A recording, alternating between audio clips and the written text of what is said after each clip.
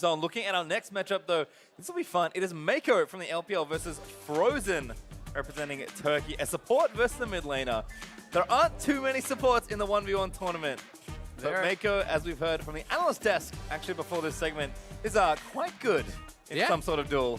I mean, some of these guys, as Froskarn was talking about, play a lot of other roles, in solo queue to get high-end challenger. Especially, there are some support players who are known for that. Meiko is one of them. A lot of these guys feel like it's harder to climb or perhaps less fun to climb as support, so they do play a solo queue type role. He plays a lot of mid lane. We've already seen both Faker and Bjergsen moving forward, doing very well there. So certainly some potential here from Meiko to upset, but Frozen is definitely going to be a pretty tough opponent. He played for Fenerbahce at Worlds. He was, doing pretty well for them there.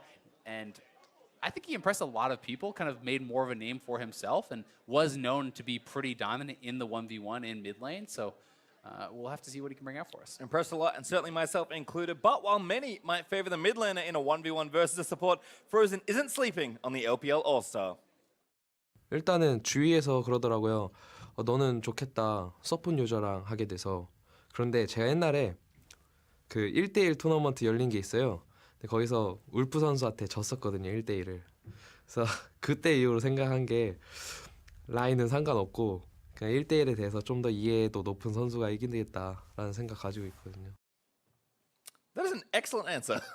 Smart man. Certainly very smart. Gotta know what's up, and we see the Chinese fans bringing over the signs. So that's the first time I've seen those in the NAL studio, I think, ever. Yeah, I've never seen them here. I mean, obviously we saw a ton of them in China for Worlds, but great to see them kind of coming out here as well. I like it. Been a lot of support for the Chinese players here at All-Star, which is great. We heard some cheers for Uzi. Meiko, of course, another pretty popular player, and representing his region here from the support role. But like Frozen said, it doesn't matter where you play. It matters pretty much that you win in the 1v1 tournament. Representing his region. I'm paraphrasing him there.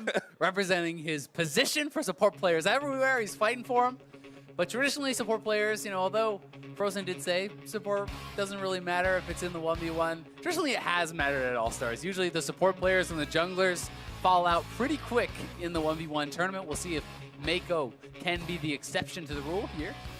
Well, I know Meiko when he made his debut on EDG at least 2 years ago, a while ago now.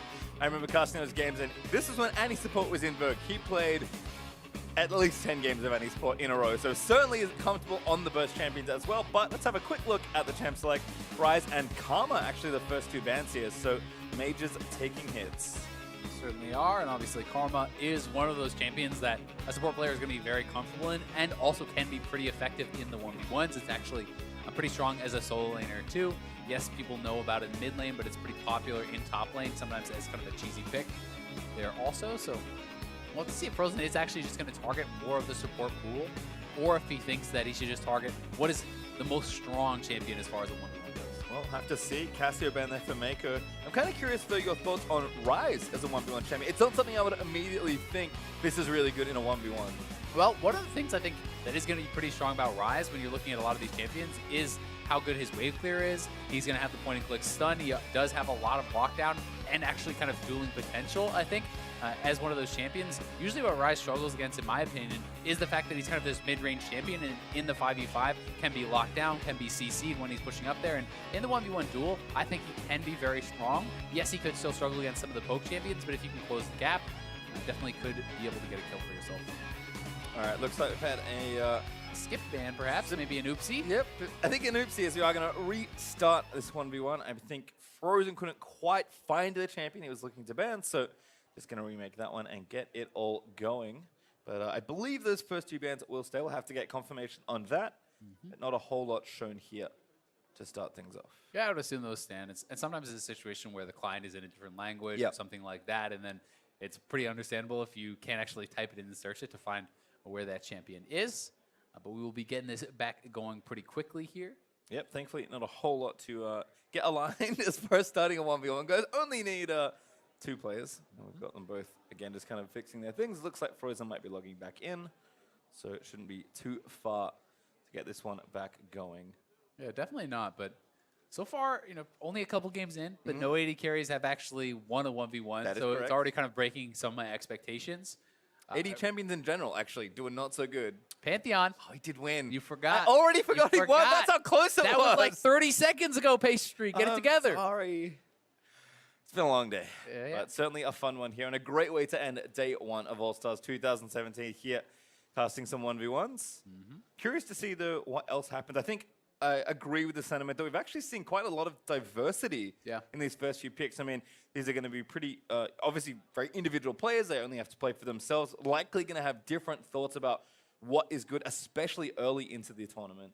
Yeah, and people I definitely think are going to be adapting and kind of stealing some of the strategies that they think other people are doing very intelligently. I actually thought Futures Market seemed pretty smart from PoE. Maybe some players are going to actually try to steal that from him and try to use that for themselves. We have been seeing a little bit of consistency as far as bans go, though. We've seen a couple Rise bans. We've seen a couple Casio bans. We've seen Pantheon picked once, banned once. So definitely there are some kind of accepted champions, or at least people are thinking about, at the very baseline, what is annoying to 1v1 in solo queue, right? And what are some of the most lane dominant champions in solo queue, and how do you avoid those? So we are going to be back in and hopefully flying through this pick ban pretty quick. Yep, there's Rise again from Meiko. So the bans we saw earlier will stand, and we'll see what the players have to get through for the rest of them here. So Karma again for Frozen. I believe Casio for Meiko. I'm feeling the music. The music's great, actually. It's pretty good. It is really good, as Casio does in fact get banned by Meiko. Pantheon, there we go. All right, so that's what Frozen won. He's like, I saw that last game. Get that out of there. That's not happening to me. I'm not as dumb as Pastry. I remember who won that game. As Meiko with one final ban here. There's a couple of bans for Pantheon, though, as well as the pick. So definitely some players worried about that. Don't want to get all in. Kobe should have made a bet about Pantheon presence in the 1v1 tournament. Might have won Zoe that ban one. did not work out. Certainly did not. Syndra, the final ban there for Meiko with the one more to go from Frozen. As Lucian, a very, very good 1v1 champion in All-Stars past. Meiko, that's an Azir hover. That would be very interesting to actually see if we do get out the Azir. So I definitely think it's not too bad. It's interesting.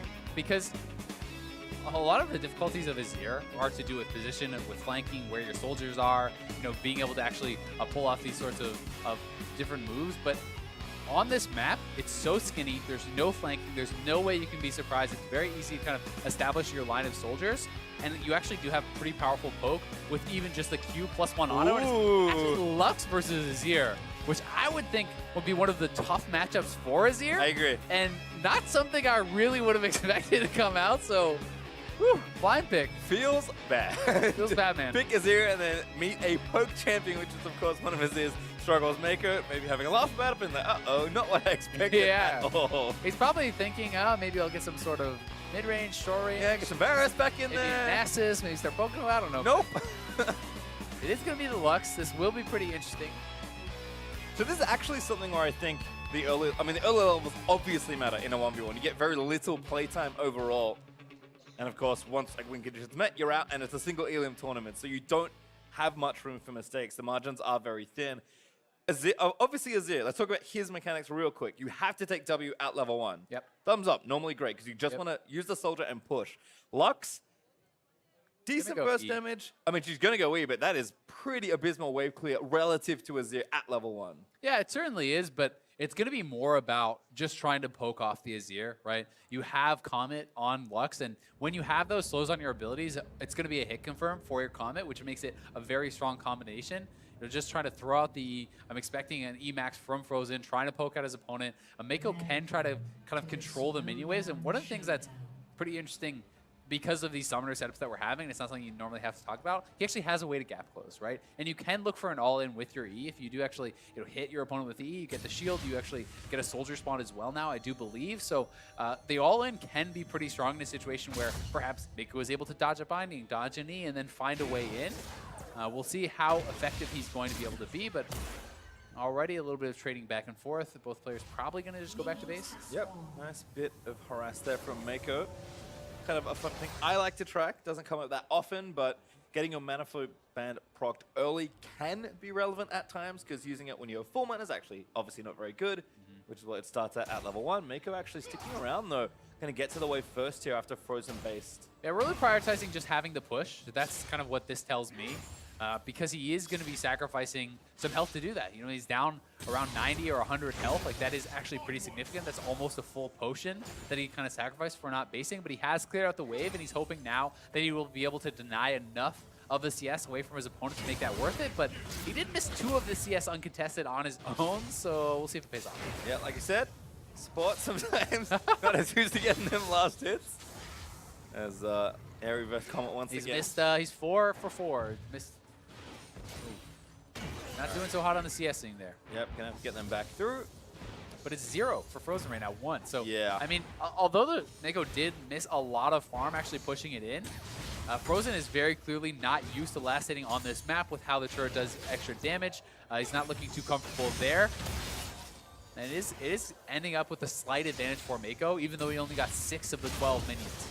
A step forward there for Meiko. I think trying to get out from under the radius of E. Part of the problem there, though, is Meiko is trading into a cannon wave, right? So he's actually stepping forward, and I feel like he actually won those trades as far as the damage that the opponents dealt to each other. But when Frozen has a cannon that's actually retaliating there, it's going to do as much or more damage in the early game oftentimes than your abilities are actually dealing. So you have to be very cognizant of who has more range minions, who has the cannons working to their advantage. And right now it's Frozen that does have that wave kind of pushing for his side.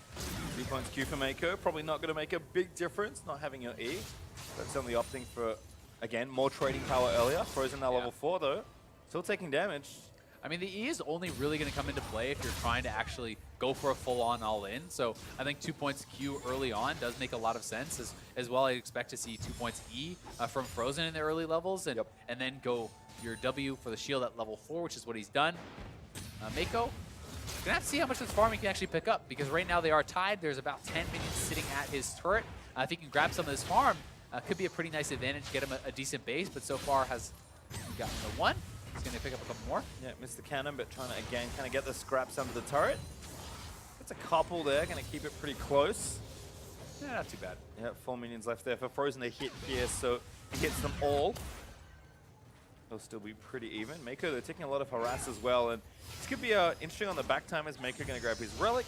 Nice dodge of that light binding there by Meiko. Lux's 6, certainly very relevant for some sort of, at least, harassment off. Forcing away, maybe getting a summon if you can connect with a light binding. Meiko, though, playing up. Looks like he's going to try and get there first. Like, hitting down those minions. Yeah, it's a pretty interesting one. I mean, they're both staying around relatively low. They don't have any HP potions left, so... Ooh, Meiko quickly going back in. Frozen forced to burn the heal there.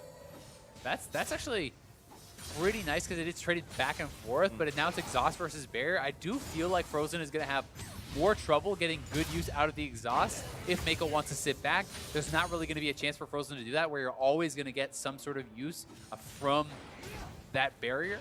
One of the really interesting choices here, though, is actually Celestial Body for Frozen. So he's actually taken 10% less damage dealt for 100 HP. So this is the mastery that you take 10% less damage dealt for the first 10 minutes, but you get the bonus health. So he's really kind of just prioritizing what he thinks to be survivability. He's figuring perhaps he can just poke his opponent out and make sure they can't get all in with that. He did also take the biscuit delivery, and oh my god, not even using the barrier. Meiko, that was pretty close. I hope he calculated that one, because that was We'll close. give him the benefit of the doubt.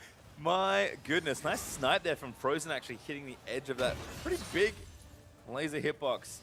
The Force secondaries Meiko away. are really where the kind of differentiation here is, though. It's Celestial Body and Biscuit Delivery for Frozen versus Taste of Blood and Ravenous Hunter for Meiko. So he is trying to look for the kind of healing from abilities, but I do think Frozen is kind of outbought him a little bit with the biscuits. I think you're going to get more health back than you can actually get in a short game from Taste of Blood. Oh, for the all-in. coming in, has the ultimate, shuffles perfectly onto Frozen. Needs one more the auto minions are on him. Yeah, Meiko now actually just has to deal with the minions. Frozen gets a bit of a shield. The health bars are so low. Oh, the minions are on Frozen. They're chasing him in. He's just going to die to those ranged minions. Meiko waiting He doesn't again. have to do anything. Just, yep, chilling Just out. stand Letting back. the soldiers do it. As these new minions get the kill. Oh my god.